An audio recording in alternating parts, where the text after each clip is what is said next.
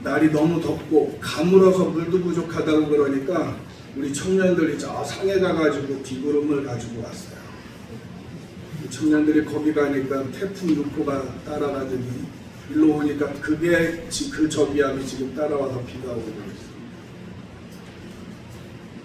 하나님의 사람들이 가는 곳에 하나님이 함께하니까 고맙습니다.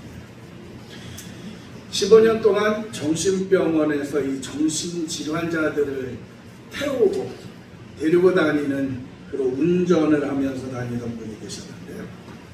어느 날 다른 때와 똑같이 이 출근해서 환자들을 차에 태우고 있는데 저 2층 창문에서 누군가 이보시오 하고 부르는 소리가 들렸습니다. 그래서 거기를 올려다보면서 저 부르시나요? 하고 물어보니까 그 사람이 그렇소 하면서 이렇게 물어보는 것이었습니다. 당신은 제정신 가지고 사는 것을 감사해 본 적이 있어? 그러는 겁니다. 느닷없이 이 소리를 들은 이분이 별 미친 사람이 별 미친 소리를 다 한다 라고 생각하고 돌아서려는 순간 뭔가 벌쩍 깨달아지는 것이 있었습니다. 그래서 자기가 다니는 교회에 가서 이 하나님의 은혜를 이렇게 간증을 했다고 합니다. 저는 15년 동안 정신병원에서 일하면서 매일 정신질환자들을 대했습니다. 그러면서도 제가 온전한 정신으로 살아가고 있다는 것을 의식해 본 적도 없고 하나님께 감사해 본 적도 없었습니다. 그렇게 보냅니다. 그렇다면 우리 사랑하는 성도 여러분, 우리는 어떤가요? 건강한 정신을 가지고 살아가는 것에 대해서 얼마나 감사를 해보셨나요? 옆 사람과 인사를 한번 나눠볼까요? 정신 멀쩡하게 사는 것에 감사합시다. 이게 가만 생각해보면 정말 큰 은혜입니다. 그런데 하나님께 감사하지 못하고 오히려 이건 당연한 거야 그렇게 담담하게 넘기며 살아가는 경우가 많다는 겁니다. 건강에 관한 것도 그래요. 아파서 병원에 가기 전까지는 이걸 감사하게 생각하지 않고 그냥 당연하게 생각을 했습니다. 별로 감사의 조건이 아닌 것처럼 무시하면서 살아갔습니다. 가족들이 함께 모여서 오순도순 살아가는 것도 당연하고 이렇게 주일날 고민하지 않고 하나님 앞에 나와서 예배를 드릴 수 있는 이런 교회가 있다, 이렇게 함께 사랑을 나누고 은혜를 나눌 성도들이 있다, 이런 것들에 대해서도 감사하지 않고 당연하게 여기며 살았어요.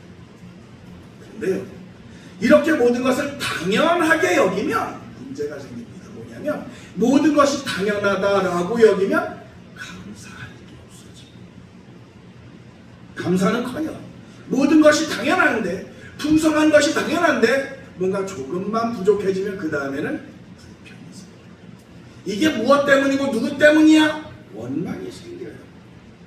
그리고 당연한 것도 안 해주네. 그렇게 화를 내요. 그러면 이런 마음속에 행복이 있을까요? 행복이 없죠. 오늘날 우리 사회에 어려운 일들이 많아요. 뭔가 부정적인 모습들이 많아요. 그 원인이 여러 가지 있습니다만 그 중에 하나는 바로 이런 것인 것 같아요. 은혜를 은혜로 여기지를 않아요. 감사를 감사로 그렇게 생각하지를 않아요. 그러니 당연히 불평이 생기고 불만이 늘어갑니다. 그러면서 점점 삭막한 세상이 되어지는 겁니다. 근데 감사는요, 짐승들도 하는 것 같아요. 뉴스에 보면 가끔 그런 거 나오잖아요. 개가 주인이 어려움에 빠졌는데 이게 어떻게 도왔더라 라는 얘기 가끔 뉴스에 나오잖아요. 요즘 애완견이라고 하면 혼나더라고요. 반려견이라고 해야 된다고 하더라고요. 반려견을 키우는 그런 집들이 많은데요. 그러다 보니까 호칭도 개 중심이 됐어요. 개 이름이 희망이면은 남편 가장은 희망이 아빠, 희망이 엄마, 희망이 언니 그렇게 부릅니다. 근데 이상한 게 하나 있어요. 뭐냐면 모든 사람들이 족보상 개보다 위를 원하지 아래를 원하지는 않다는 개 엄마, 개 아빠를 자청을 하면서도 너 개 아들 그러면 화내요. 그렇잖아요. 그리고 그 집 개가 15살이고 애가 10살이면 이 애가 걔한테 형님 이러는 걸 저는 본 적이 없어요. 할아버지가 아들처럼 키우는 반려견한테 삼촌 이러는 사람도 저는 본 적이 없어요. 왜 그럴까요? 아무리 귀하고 아무리 사랑하고 뭐 아끼고 그런다고 할지라도 개보다 못한 존재가 되기는 원하지는 않는 겁니다. 그렇다면 살아가는 성도 우리가 개보다 또는 다른 짐승보다 더 나은 모습이 되려면 더 나은 뭔가가 있어야 되지 않겠습니까?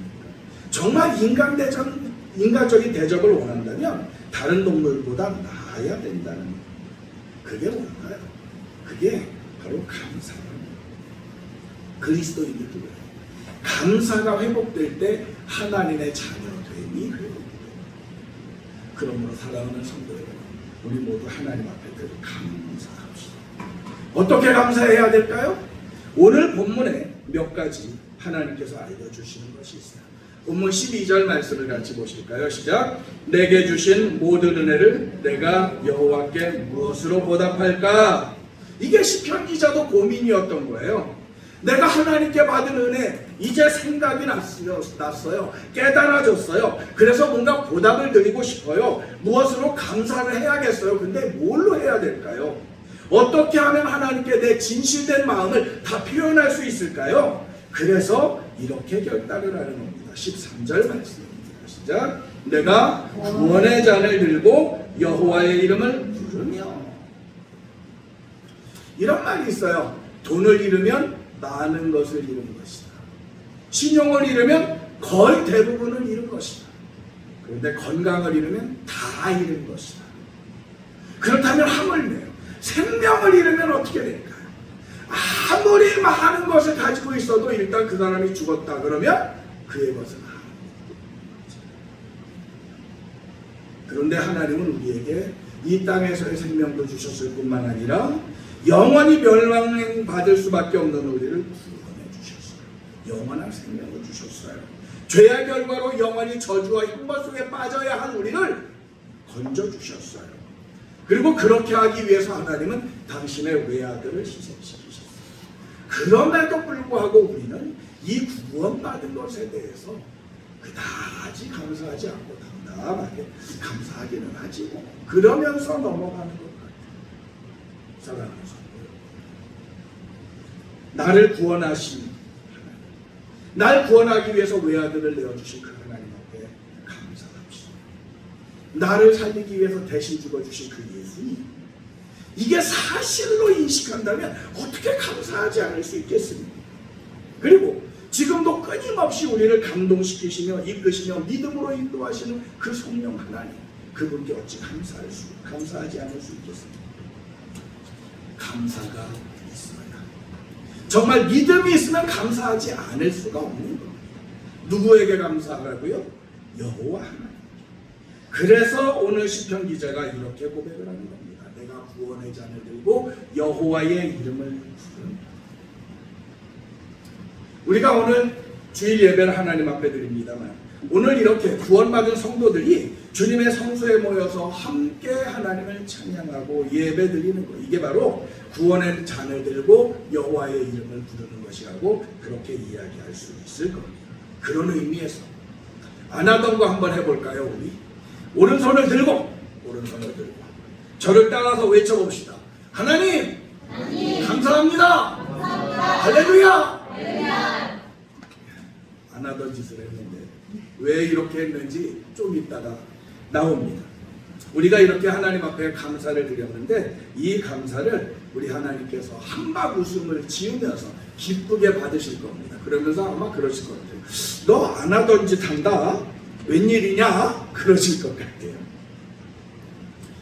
또 구원의 잔을 들고 여호와의 이름을 부르는 거 말고 하나님 앞에 감사하는 방법이 오늘 본문에 한 가지 더 나옵니다. 본문 14절 말씀을 보실까요? 같이 읽겠습니다. 시작. 여호와의 모든 백성 앞에서 나는 나의 서원을 여호와께 갚으리로다. 성도 여러분, 혹시 하나님 앞에 서원하거나 약속한 거 있으신가요? 그거 지키시기 바랍니다. 아무도 모르지만 나 자신이 잘 알고 있는 그거. 때로는 하나님과 약속한 지 너무 오래돼가지고 기억도 가물가물하지만 그러나 지키지 못했던 그거, 그리고 지키지 못해서 마음 한구석이 늘 까끌까끌하고 찜찜하던 그거, 그게 혹시 있으시면 지키시고, 그러면 하나님께서 무척 기뻐하실 거예요. 어릴 때 어린들로부터 자주 듣던 얘기가 있어요. 뭔가 하면 자기 귀여움은 자기가 맡는다 라고 하는 겁니다.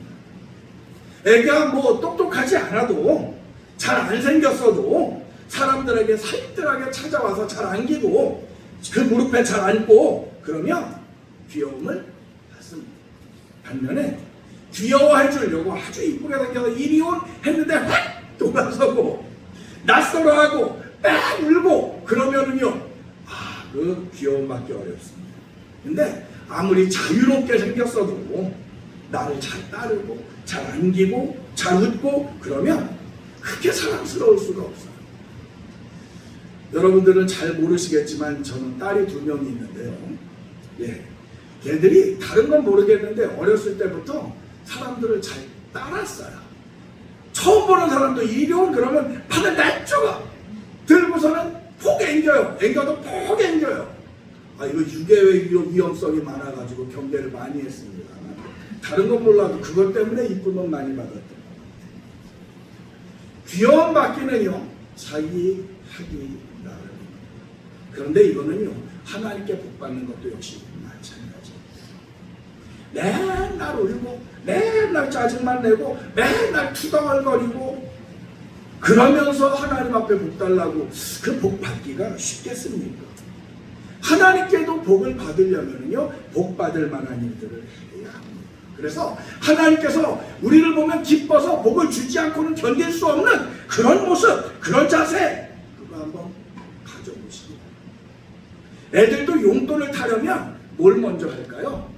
예쁜 짓 먼저 하지 않습니까? 애들뿐만 아니라 아내들도 그런다고 하더라고요. 묵뚝뚝하던 아내가 어느 날 갑자기 코맹맹이 소리로 여봉 그러면 요 뒤에 뭔가가 있다라고 하더라고요. 각오하라고.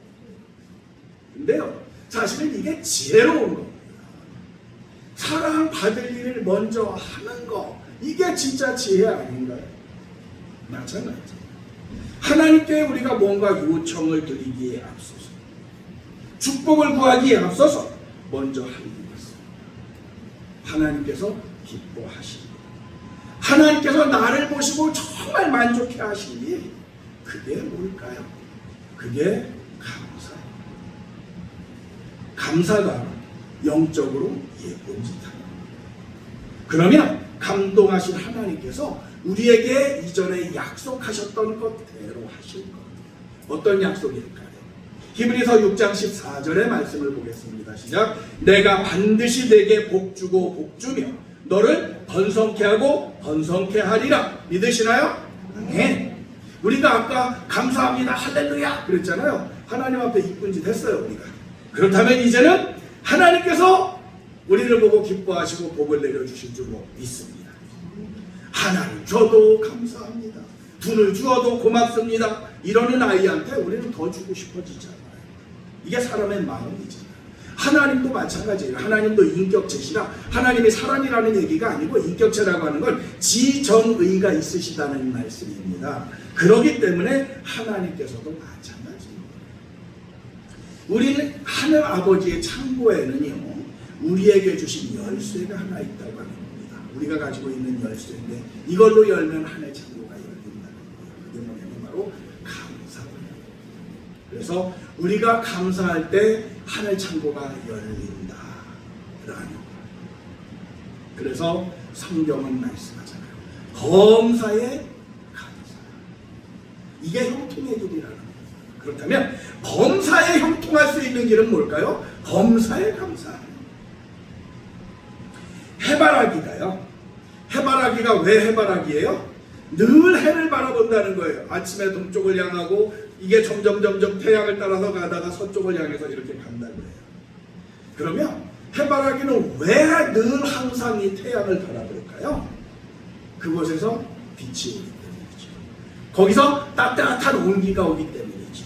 거기에서 생명을 보존하고 그리고 성장할 수 있는 에너지가 오기 때문이죠. 그렇다면 우리에게 빛을 주시는 이는 누구일까요? 우리에게 따뜻함과 생명을 주시는 이는 누구십니까? 지금도 세상의 역사를 주관하시는 분은 누구신가요? 바로 창조주 하나님 아니십니까? 이 세상의 풍파 가운데서 우리의 삶을 지키시고 인도하시는 분은 누구십니까? 그리고 우리의 이 세상에서의 생명이 끝난 후에 우리에게 영원한 생명을 주신 이는 누구신가요? 바로 우리의 구원의 하나님 여호와 하나님이시다. 그렇기 때문에 해바라기가 늘 항상 이 태양을 바라보듯이 우리도 늘 주님을 바라보아야 합니다. 시편 123편 1절과 2절의 말씀을 같이 보시겠습니다. 시작. 하늘에 계신 주여 내가 눈을 들어 주께 향하나이다. 산전의 손을 바라보는 종들의 눈같이 여주인의 손을 바라보는 여종의 눈같이 우리의 눈이 여호와 우리 하나님을 바라보며 우리에게 은혜 베풀어 주시기를 기다리나이다. 지금까지 주신 하나님의 은혜가 너무 감사해요. 그래서 주님을 바라봐요. 앞으로 내려주신 하나님의 은혜, 하나님의 언약을 믿으면서 무한한 기대와 믿음을 가지고 주님을 우러러보아요. 마지막으로 오늘 본문에서 우리가 주목해야 할 말씀은 뭐냐면 여호와의 이름을 부르며 라고 하는 겁니다. 이 말씀에는 두 가지 의미가 있는데요. 하나는 뭐냐면 여호와라고 하는 그 이름 자체가 모든 존재하는 것들로 하여금 존재케 하시는 분, 그런 뜻입니다. 다시 말하면 모든 존재에 대한 창조주시라는 이야기죠. 그러니까 우리가 여호와의 이름을 부른다라고 하는 것은 그 하나님이 바로 창조주시다, 나의 창조주시다 라는 고백입니다. 그분이 나의 존재의 원인이고 이유이고 그분이 나의 삶의 주인이시다 라고 하는 사실을 시인하면서 고백하는 것입니다. 또 하나 여호와의 이름을 부른다고 하는 것은 여호와의 이름을 부른다. 세상에 다른 어떤 것이 아닌 바로 그 하나님만을 의지합니다 라는 의미입니다. 그분에게만 소망을 두고 그분에게만 우리가 기대를 한다. 그리고 다른 무엇보다 그분을 사모한다. 이것이 여호와의 이름을 부르는 그런 진정한 마음이고 의미입니다. 사랑하는 성도 여러분, 우리는 누군가요? 당신은 누구십니까? 라고 하면 우리가 할 말 많아요. 그렇지만 그 중에 가장 근본적이고 마지막까지 있어야 하는 건 뭐냐면 나는 하나님의 사람이다, 하나님의 백성이다 라고 하는. 그래서 우리는 늘 여호와의 이름을 부를 때 의미 없이 소리 사운드의 부름이 아니라 우리의 마음, 우리의 정성, 우리의 고백, 우리의 믿음을 모아서 하나님의 이름을 부릅시다. 우리의 모든 사랑을 모아서 하나님의 이름을 부릅시다. 이처럼 해바라기 같이 늘 여호와의 이름을 부르며 여호와를 앙망하는 우리 성도님들에게 우리 주님께서 은혜 위에 축복 위에 축복을, 그래서 내 잔이 넘치나이다 이렇게 고백할 만큼 넘치도록 채워주시는 하나님의 축복이 임하기를 주 예수님의 이름으로 기원합니다. 우리 함께 찬양합시다.